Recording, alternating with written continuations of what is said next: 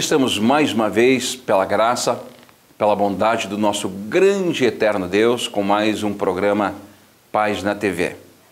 Lembro sempre que este programa ele é produzido e apresentado pelo Conselho Estadual de Diretores da Igreja Quadrangular do Paraná.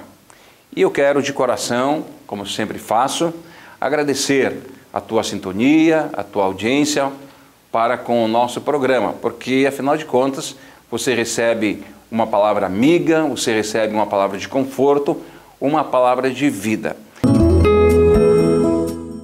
Louvado seja o Senhor Jesus. Já sentimos a presença dEle nessa manhã, já sentimos a sua glória nessa manhã, o poder dEle está fluindo neste lugar. Há um movimento de glória, há um movimento de unção muito forte. E onde nós ouvimos uma mensagem extraordinária, o nosso querido amigo profeta Cuna, de que nós temos que subir, que o lugar melhor para estarmos é em cima e não embaixo. Embaixo as conversas são vãs, são fúteis, fala-se de problemas, fala-se de dificuldades, mas aquele que sobe, aquele que está em cima, discute o reino, planeja a vitória, abre a boca para falar das coisas do Senhor, tem revelação, tem unção, e eu acredito que nós iremos subir muito neste dia, que coisas grandes, tremendas, extraordinárias, Deus já está fazendo e maiores ainda fará, porque aqui não tem ninguém nível raso, aqui são todos aqueles que vão conhecer as águas profundas do Senhor nosso Deus, aleluia. Sabe, Deus não mudou, Ele é o mesmo ontem, Ele é o mesmo hoje e eternamente. Ele não perdeu a sua força, Ele não perdeu a sua magnitude. O que Ele fez com Moisés, abrindo o mar, Ele pode fazer com você. Ele é o mesmo, Ele tem todo o poder. Ele fez o sol parar para Josué, e Ele pode fazer o mesmo por você. Não há necessidade, não existe limite. O nosso Deus é o Deus do impossível, e nós não estamos no governo do inimigo ou do mundo, das coisas limitadas. Nós somos cidadãos do reino dos céus. O nosso Deus não tem limite, a glória de Deus não pode ser limitada, a glória de Deus não pode ser governada pela nossa mente, porque a nossa mente tudo diminui, tudo pequeno, para nós tudo é difícil. Por isso temos que subir um monte. Por quê? Porque tudo ou aquilo que você possa imaginar e desejar no seu coração, e aquilo que até você não consegue imaginar, aquilo que é tão grande para você, que a tua mente nem consegue conceber, é normal para Ele. Para Deus é normal. Então nós precisamos, em nome de Jesus, o que precisamos é aprender de Deus, conhecer a Deus, abrir a nossa mente, abrir o nosso coração para a palavra do Senhor. Por quê? Porque conhecereis a verdade, e a verdade vos libertará. Nós temos que ser libertos das limitações. Chegou a hora, a Bíblia diz que a terra clama pela manifestação dos filhos de Deus. Quando os filhos de Deus entenderem o que são e o que podem fazer, meu Deus, a terra vai tremer, porque cegos vão enxergar, já estão enxergando, paralíticos vão levantar e já estão levantando, mortos vão ressuscitar e já estão ressuscitando, e você será usado para fazer e manifestar a glória de Deus nessa terra. Deus escolheu você, Deus escolheu você. Talvez por muito tempo nós ficamos no pé da montanha, conversando, conversas de nível raso. Talvez por muito tempo discutimos religião, discutimos dogmas, mas chegou a hora de nós ouvirmos a voz do Senhor. Nós estamos vivendo o melhor tempo da igreja, eu creio. O melhor tempo da igreja é agora. Nós somos a igreja dos últimos dias. Nós estamos sendo levantados por Deus para fazer a maior colheita da história da igreja em todos os tempos. Nós somos os ceifeiros do Senhor. Aleluia! Ei, Sandalabacai. E Deus vai nos encher de glória e de poder. Sabe aquela igreja primitiva que começou no reino e depois se perdeu na religião? Ela está acordando em nome de Jesus. Ela está acordando em nome de Jesus. Ela está acordando em nome de Jesus. Sabe, você será como Pedro. Não tenho ouro, não tenho prata, mas o que tenho te dou. Levanta-te e anda. Até a tua sombra vai curar, porque a glória do Senhor não enfraqueceu. Deus não está em crise. Olha para quem está do teu lado. Muitas mentes começam a dizer: será que pode? Tudo é possível. Pode sim. Olha para o lado e diga para o teu irmão: é com você que Deus está falando. É com você que Deus está falando. Pode sim. E vai acontecer. Sabe, todas as coisas que acontecem na nossa vida, muitas vezes são pelas escolhas que fazemos e as atitudes que praticamos. Se nós queremos mudar a nossa sorte e conhecer esse nível glorioso e conhecer essa unção sobrenatural, a primeira coisa que temos que fazer é tomar uma decisão. Não se sobe a montanha sem tomar a decisão, porque subir a montanha dói as pernas, subir a montanha falta fôlego. Tem um sacrifício para subir a montanha. Então muitas pessoas chegam no pé da montanha e nunca vão ver o horizonte. Por quê? Porque elas não querem enfrentar, elas não querem se esforçar. Deus disse a Josué: esforça-te e tem bom ânimo, porque eu sou contigo. A montanha não é para você ficar olhando com sono e cansado, dizendo: eu não consigo, eu não posso. A montanha é para você dizer: ajuda-me, Senhor, porque eu não vou parar até que eu veja toda a tua glória manifesta em minha vida. Eu não quero parar até que tudo aquilo que o Senhor preparou para mim me seja revelado. Deus sabe quem você é. Deus conhece você. Sabe o que acontece? É que você não sabe quem você é. Você não sabe quem é você. Você não conhece o que Deus preparou para você. Subindo a montanha, com intimidade com Deus, Deus vai revelando não somente quem é Ele, mas Ele vai revelar para você quem é você. Quem é você? Você não sabe o potencial que você tem. Você não sabe o tamanho da missão gloriosa que Deus colocou no teu coração. E eu oro nessa manhã para que você decida subir, para que você decida pagar o preço, para que a decisão é 50% do caminho. Quando tomamos uma decisão, 50% já ganhamos. Só falta correr mais 50. Só 50. Tome a decisão de subir a montanha. Não deixe que ninguém te impeça. E eu estava orando para que Deus me colocasse uma palavra no coração, e para que eu pudesse trazer algo para que marcasse a sua vida e que te ajudasse a subir a montanha. Eu não sabia que o pastor ia falar sobre subir a montanha, mas eu acredito que a minha mensagem continua dele, porque são atitudes que vão te ajudar a subir a montanha. Amém? Características das pessoas que viveram o sobrenatural de Deus. Características, existem características. A Bíblia diz: tudo que é bom, tudo que é honesto, tudo que é santo, tudo que é justo. Nisso nós temos que pensar, nós temos que imitar, nós temos que seguir o exemplo. Não é o exemplo do crente acomodado, não é o exemplo da igreja dormindo e sonolenta que nós devemos imitar, mas nós devemos imitar a igreja vitoriosa, a igreja guerreira, aqueles que derrubaram os gigantes, aqueles que fizeram o sol parar, aqueles que abriram o mar. É eles que nós temos que olhar, porque o Deus deles é o meu, é o seu, é o nosso. Ele pode e Ele faz. Estudando a vida desses homens, eu vi algumas características que muito me chamaram a atenção. Vamos falar de Davi. Davi foi o primeiro que o Senhor me mostrou. Davi foi o homem que derrubou gigantes. Derrubou um gigante que afrontou por dias, 40 dias. Aquele gigante afrontava o exército de Israel. Aquele gigante humilhava todo o exército. Tem gigantes que estão humilhando o exército de Deus. Tem gigantes que estão de pé na porta das igrejas, zombando das igrejas, dizendo que nunca vão sair, que não tem crente, que não tem homem, que não tem pastor para derrubar esses gigantes. Gigantes que permanecem muitas vezes nas nossas vidas 10, 15, 20, 30 anos, 40 anos. Gigantes que deixam a igreja cansada, o pastor desanimado.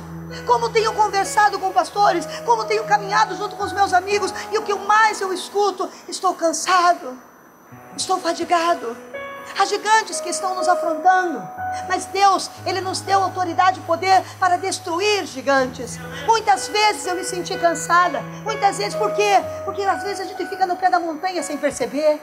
Sem perceber, nós ficamos presos às condições dos homens, ouvindo palavras negativas, e nós não subimos e não saímos. Davi tem uma característica especial que me chama a atenção, porque Davi foi rejeitado, rechaçado pelos seus irmãos, pelo seu pai.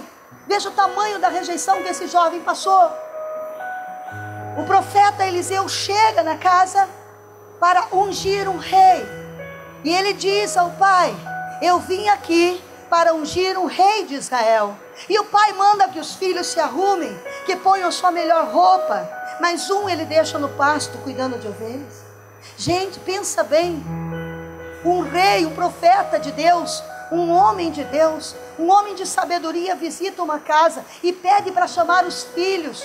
E o pai chama todos os filhos para ungir um rei. E ele não chama o caçula.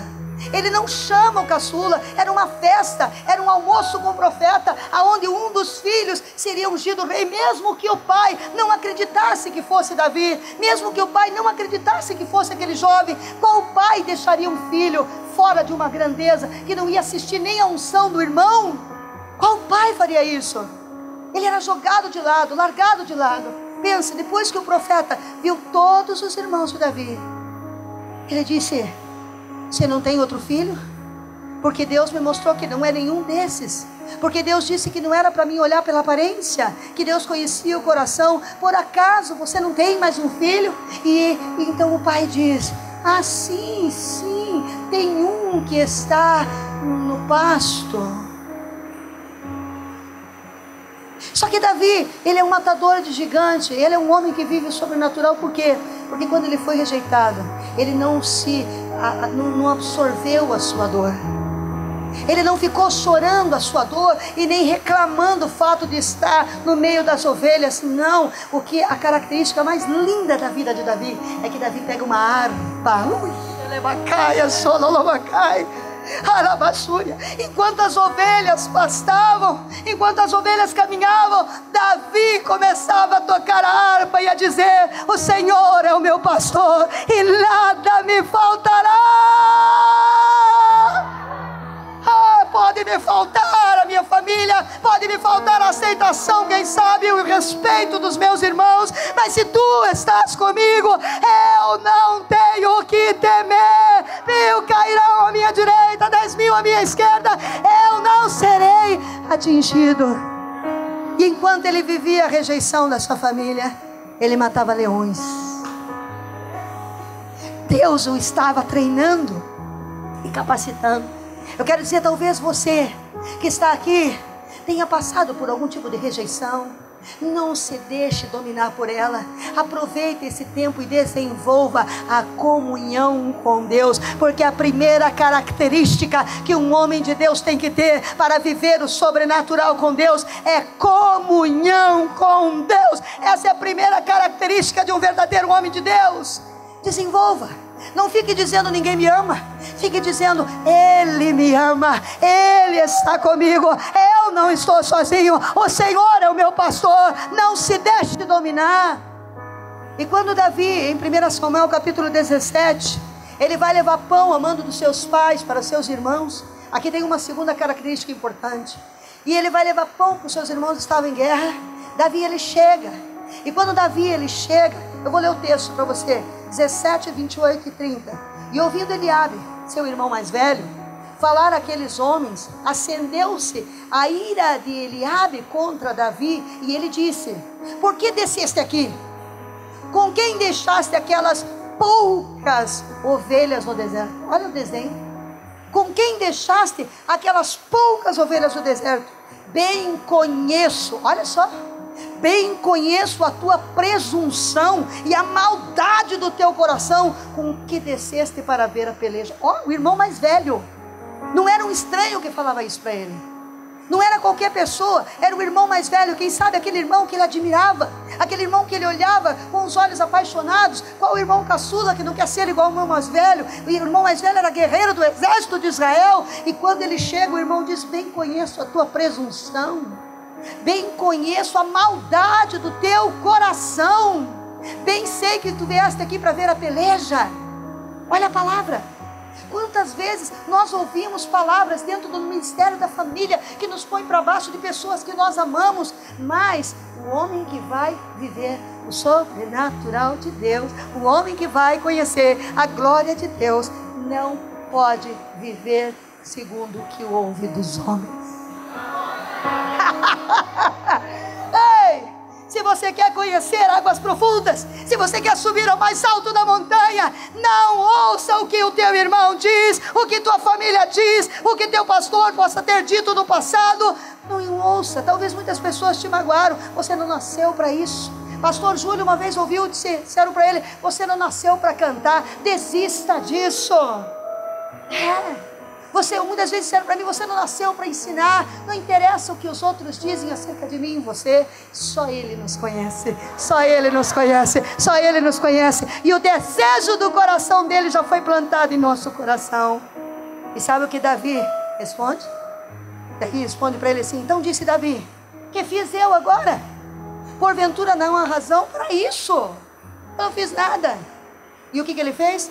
Desviou-se dele. Se você quer conhecer o sobrenatural, desvie-se disso. Desviou-se dele para outro e falou conforme aquela palavra, e o povo lhe tornou a responder conforme as primeiras palavras. Ele estava indignado, ele estava vendo aquele gigante e ele estava perguntando: escuta aqui, ei, o que vai acontecer com o homem que matar esse gigante? E o irmão disse: presunçoso, vieste aqui para nos humilhar? E ele desvia-se e continua. E o que acontece? Diante de todo o Israel, aleluia, aquele gigante cai com uma pedra desse tamanho. Sabe por quê? Aleluia! Porque quando a lava seca anda lavanaia, remassúria, rebamanassur, quando Deus encontra um homem que o adora, que tem intimidade com Ele e que não dá ouvido à voz das pessoas e do inimigo, Deus o usa para derrubar gigantes. E Deus quer te usar nesta manhã para derrubar gigantes que estão na sua família há anos. Uau! Aleluia! Glória a Deus. 40 dias aquele monstro humilhava o exército de Israel. Pode ser que 40 anos esta maldição tenha acompanhado a tua família. Se isole com Deus, busque a presença do Senhor, porque o Senhor vai contigo para derrubar gigantes. Aleluia. Gideão, a história de Gideão em Juízes capítulo 6 versículo 11. Coisa linda, Gideão. Então o anjo do Senhor veio, e o anjo do Senhor sempre vem. Ele sempre vem. O anjo do Senhor sempre vem. E toda vez que a Bíblia se refere a anjo do Senhor, ela se refere a Jesus. Jesus é o anjo do Senhor no Velho Testamento. E o anjo do Senhor vem e assentou-se debaixo do carvalho que está em Ofra, que pertencia a Joás, a Abias Rita e a Gideão seu filho, que estava malhando trigo no lagar para salvar os midianitas. Aí é uma característica gigantesca de um homem que vive o sobrenatural. Os midianitas roubavam toda a colheita. Os midianitas destruíam e levavam tudo aquilo que o povo conquistava embora. Muitas pessoas, quando começam a ser roubadas, muitas pessoas, quando começam a ter batalhas na vida, desistem, se sentam na sua amargura e começam a chorar, e começam a reclamar, e começam a dizer: não adianta nada, eu estou plantando, o outro vai vir colher, a minha vida é assim, eu não sei, parece que quanto mais eu rezo, mais assombração me aparece, então eu não vou mais rezar. Ditado popular brasileiro. Não vou mais orar, não vou mais buscar. Sabe de uma coisa? Eu vou desistir de tudo. Esse homem tem uma característica. Pode deixar o versículo. Esse homem chamado Gideão, ele tem uma característica. Sabe o que é lagar? Lagar é um tanque de moer uva. É um tanque de moer uva. Coloca-se a uva e fica pisando em cima até que o suco caia. Não se moe trigo no lagar. Precisa de espaço para moer o trigo, mas ele se esconde no tanque, lá embaixo, escondido, o maior sacrifício, porque não era fácil moer trigo no lagar, mas ele dizia: o inimigo não vai tomar o que é meu, ele não vai tomar o que é meu, ele não vai tomar o que é meu, ele não vai tomar o que é meu, a minha família terá trigo, a minha família terá pão, ele não desistia. A perseverança e o inconformismo, Deus usa os inconformados, aleluia. Aqueles que se conformaram, Deus não tem nada com eles. Mas se você não está conformado com o que o inimigo está fazendo no seu ministério, não está conformado com aquilo que o inimigo está fazendo em sua família, e se você com muita dificuldade está ali tirando vinho, significa alegria. Talvez você, para ter uma alegria com sacrifício, com luta. Por quê? Porque você está passando provas, dificuldades, mas não desiste. mas não desiste, mas não desiste, mas não desiste. Sabe o que acontece? Gideão não percebeu. Mas por muito tempo, o Senhor estava sentado debaixo do carvalho. Faz muito tempo que o Senhor Deus está sentado perto de você, te observando. Faz muito tempo que Deus está vendo você se erguer quando ninguém mais se ergue, você levantar quando ninguém mais levanta. Ele está sentado no pé de carvalho e hoje é o dia. Uau! Glória a Deus. Pega o versículo 12 aí. Para salvar. E os midianitas e os amalequitas e todos os filhos do Oriente jaziam no vale como gafanhotos, em multidão. Eram inumeráveis os seus camelos, como a areia da praia e a areia do mar, que não se pode contar. E sabe o que aconteceu? Quando um inconformado, quando alguém que não aceita a situação, não desiste, estes camelos como areia do mar e esse exército como gafanhoto, como grande multidão, Deus derruba com 300 homens.